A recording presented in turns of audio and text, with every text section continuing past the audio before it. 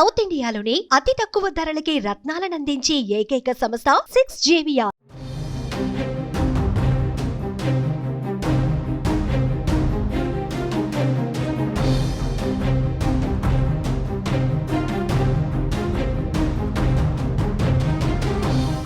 AP CM Chandrababu మరో కీలక నిర్ణయం తీసుకున్నారు. పేదలపై భారం తగ్గేందుకు ప్రతి మండలంలోనూ జన ఔషధి స్టోర్ను ఏర్పాటు చేసేలా చర్యలు తీసుకోవాలని వైద్య ఆరోగ్య శాఖ అధికారులను సీఎం చంద్రబాబు ఆదేశించారు. జన ఔషధి స్టోర్లు పెట్టేందుకు బీసీ కార్పొరేషన్ నుంచి పెద్ద ఎత్తున వచ్చిన దరఖాస్తులను పరిశీలించి తక్షణమే వాటికి అనుమతులు ఇవ్వాలని ఆదేశించారు. జన ఔషధి స్టోర్లను బీసీ యువతకు ఇవ్వాలని సీఎం చంద్రబాబు నిర్ణయించారు. బీసీ కార్పొరేషన్ నుంచి పెద్ద ఎత్తున వచ్చిన దరఖాస్తులను పరిశీలించి ఏర్పాటుకు తక్షణమే అనుమతులివ్వాలని అధికారులను ఆదేశించారు. రాష్ట్రంలో వైద్య సదుపాయాల మెరుగుదల, ఆరోగ్య బీమాలో మార్పులు, కొత్త వైద్య కళాశాలలు, ఉచితంగా వైద్య పరీక్షలు, యోగా, నేచురోపతి అభివృద్ధి వంటి అంశాలలో తీసుకోవలసిన చర్యలపైన సచివాలయంలో సీఎం చంద్రబాబు సమీక్షించారు. ప్రతి మండలంలో జనరిక్ ఔషధాలు లభించేలా చూడాలన్న సీఎం ఆలోచనకు అనుగుణంగా అధికారులు ప్రతిపాదనలు సూచించడంతో వాటికి వెంటనే ఆమోదం తెలిపారు. ఎన్టీఆర్ వైద్య సేవ కింద 25 లక్షల వరకు వైద్య బీమా అందించే అంశంపైన చర్చించారు. ప్రస్తుతం విధానం ద్వారా 1.43 కోట్ల కుటుంబాలకు లబ్ధి కలుగుతుండగా 1.63 కోట్ల కుటుంబాలకు వర్తించేలా మార్పులు చేయాలని సీఎం సూచించారు.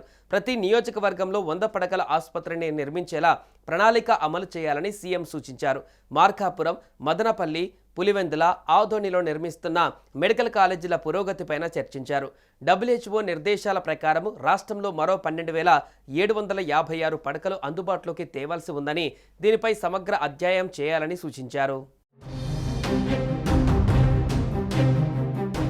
3 రీజనల్ స్టడీ సెంటర్లలో 64 మంది సభ్యుల నియామకానికి అనుమతులిచ్చారు.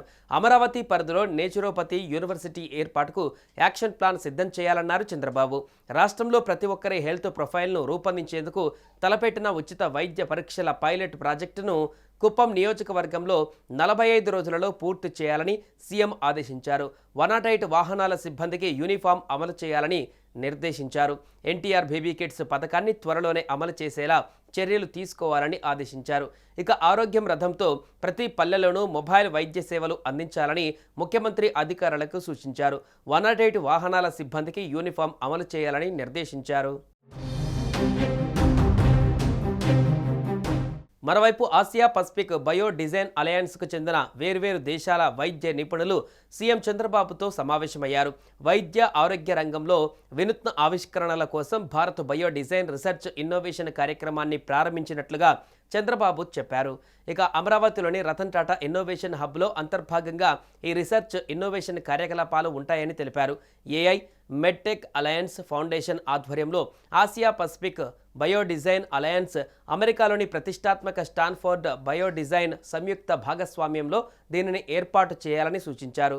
ఇక వైద్య ఆరోగ్య రంగంలో పరిశోధన, శిక్షణ, సాంకేతిక బదిలీ, స్టార్టప్, ఇంక్యుబేషన్ తదితర రంగాలలో సహకారం అందించే అంశంపైన గ్లోబల్ నిపుణులు, రాష్ట్ర ప్రభుత్వం మధ్య అవగాహన ఒప్పందం కుదిరింది. ప్రత్యేకించి university of western Australia, aim foundation మధ్య ఈ ఒప్పందం కుదిరింది.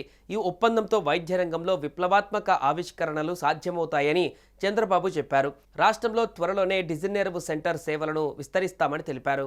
సుమన్ టీవీలో మీ పర్సనల్ అండ్ బిజినెస్ ప్రమోషన్స్ కోసం కింది నెంబర్కి కాంటాక్ట్ చేయండి. డ్రగ్స్, గంజాయి లాంటి చెడు వ్యసనాలకు దూరంగా ఉండండి. తాత్కాలిక ఆనందం కోసం జీవితాలని నాశనం చేసుకోవద్దు. డ్రగ్స్ విక్రయాలు, దందాలు నిర్వహిస్తే 1800599696 టోల్ ఫ్రీ నంబర్ కి కాల్ చేయండి. డ్రగ్స్, గంజాయిని నిర్మూలిద్దాం, భవిష్యత్తును కాపాడదాం.